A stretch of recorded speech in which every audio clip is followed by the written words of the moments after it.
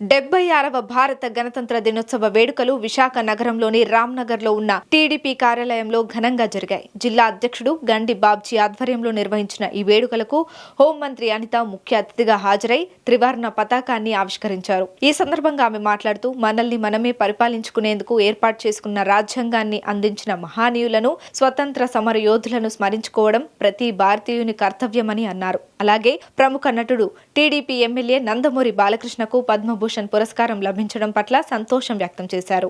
భారతీయులందరికీ, అదేవిధంగా తెలుగు రాష్ట్రంలో ఉన్న తెలుగు ప్రజలందరికీ, ప్రపంచవ్యాప్తంగా ఉన్న భారతదేశంలో భారతీయులందరికీ కూడా 76వ గణతంత్ర శుభాకాంక్షలు తెలియజేసుకుంటూ, ఈ గణతంత్ర దినోత్సవాల సందర్భంగా ఏదైతే అంబేద్కర్ గారు కోరుకున్న రాజ్యాంగం ప్రకారం భారతదేశంలో ఆ రాజ్యాంగం నడవాలని, ఎటువంటి దుష్టశక్తుల రాజ్యాంగం నడవడానికి వీల్లేదని చెప్పి ఒక ప్రతిన పూని ఈరోజు భారతీయులందరూ కూడా ఈ గణతంత్ర దినోత్సవాన్ని ఎంతో వైభవేతంగా ఈరోజు జరుపుకుంటున్నారు.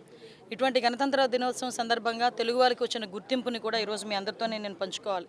ఎందుకంటే మన అందరికీ తెలుసు, మా నాన్న నందమూరి తారక రామారావు గారి పుత్రుడు నందమూరి బాలకృష్ణ గారు తండ్రికి తగ్గ తనయుడిగా ఉన్నప్పటికీ కూడా తండ్రి ద్వారా వచ్చిన ఆ వారసత్వాన్ని తీసుకొని తనదైన ముద్రలో ఈరోజు నటనలో కానీ, అదేవిధంగా రాజకీయ రంగంలో కానీ, సేవా రంగంలోని కానీ ఆయన తనదైన ముద్ర వేసుకొని ఈరోజు పద్మభూషణ్ అవార్డు ఈరోజు ఆయనకు దక్కడం అనేది నిజంగా తెలుగువారికి ఇచ్చిన గౌరవంగా మేమందరం కూడా భావిస్తున్నాం. అదేవిధంగా తెలుగువారికి సంబంధించి ఈరోజు దువ్వూరి నాగేశ్వరరెడ్డి గారికి పద్మవిభూషణ్ మెడికల్ సందర్భంగా, అదేవిధంగా మందకృష్ణ మాదిగ గారికి, మనందరికీ తెలుసు మందకృష్ణ మాదిగ గారు అనేసరికి ఒక పోరాటాల ప్రతిమ కింద మనం భావించాలి.